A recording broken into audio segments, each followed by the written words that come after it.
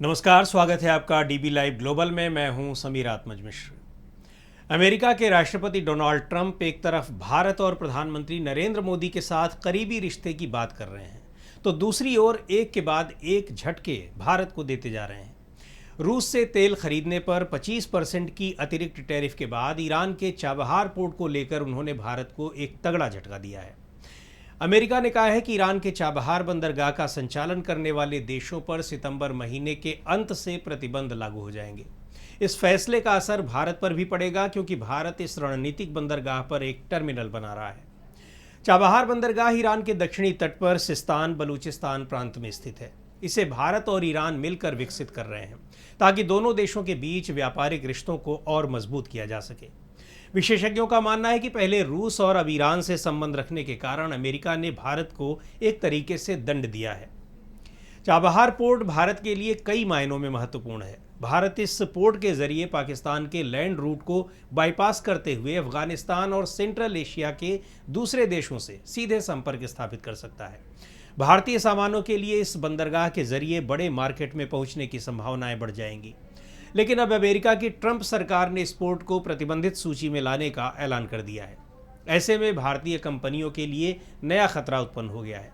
सबसे बड़ा जोखिम यह है कि इस बंदरगाह से जुड़ी कंपनियों को अमेरिकी प्रतिबंधों का सामना करना पड़ सकता है। ऐसे में चाबहार पोर्ट के डेवलपमेंट की भारत की योजना को करारा झटका लग सकता है। अमेरिकी विदेश मंत्रालय के उप प्रवक्ता थॉमस पिगॉट ने पिछले दिनों ये जानकारी दी थी।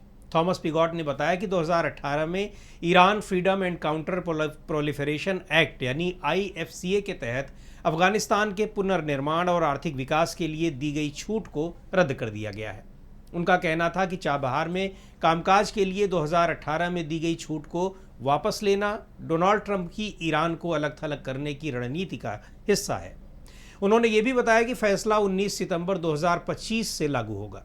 इसके लागू होने के बाद जो लोग चाबहार बंदरगाह का संचालन करेंगे या IFCA में जिक्र की गई अन्य गतिविधियों में शामिल होंगे, वो अमेरिकी प्रतिबंधों के दायरे में आएंगे। भारत के लिए फैसला इसलिए एक बड़ा झटका हो सकता है क्योंकि भारत ने इस परियोजना में अरबों रुपयों का निवेश किया है और इसे अपनी कनेक्टिविटी डिप्लोमेसी का अहम हिस्सा मानता है। भारत ईरान के साथ मिलकर ओमान की खाड़ी पर स्थित इस बंदरगाह में टर्मिनल का विकास कर रहा है। 13 मई 2024 को भारत ने इस बंदरगाह के संचालन के लिए 10 साल का कॉन्ट्रैक्ट किया था, जिससे उसे मध्य एशिया के देशों के साथ व्यापार बढ़ाने में मदद मिलेगी। यह पहला मौका था जब भारत ने विदेश में किसी बंदरगाह के प्रबंधन की जिम्मेदारी ली थी।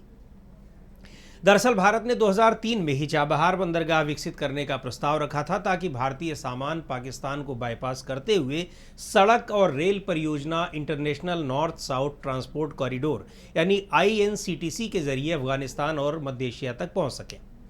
INCTC 7200 किलोमीटर लंबी मल्टी मोड ट्रांसपोर्ट परियोजना है, जिसका मकसद Bharat, Iran, Afghanistan, Armenia, Azerbaijan, रूस, मध्य एशिया और यूरोप के बीच माल ढुलाई को आसान बनाना है।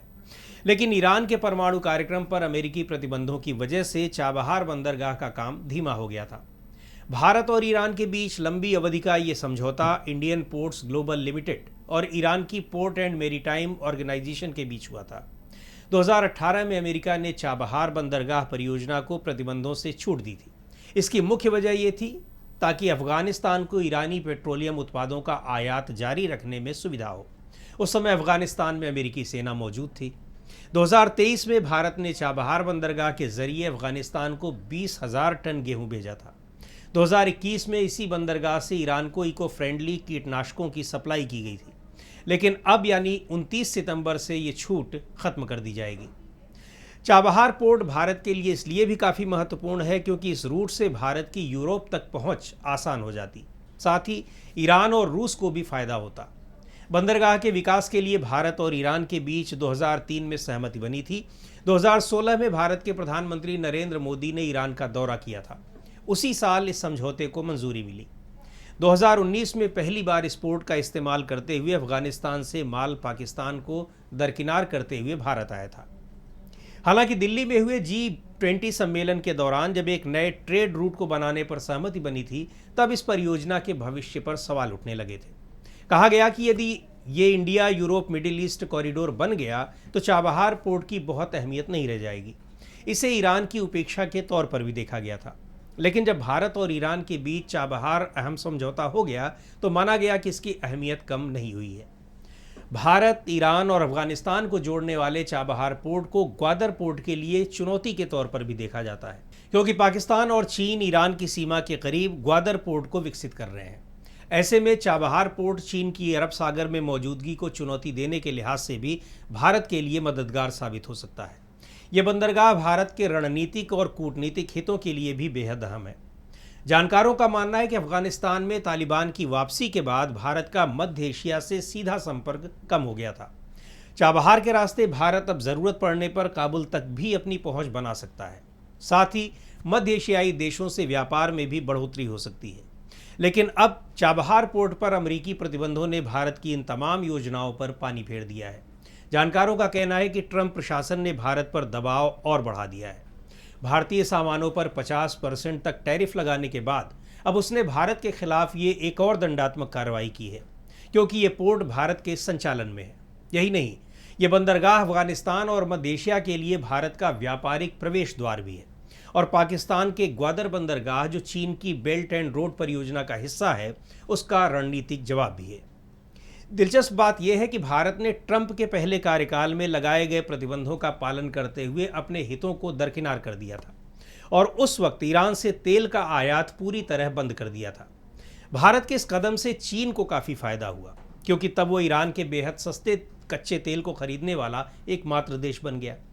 उस वक्त ये दुनिया का सबसे सस्ता तेल था। चीन ने इसे खरीदकर अपनी ऊर्जा सुरक्षा और मजबूत की, जबकि भारत नुकसान उठाता रहा।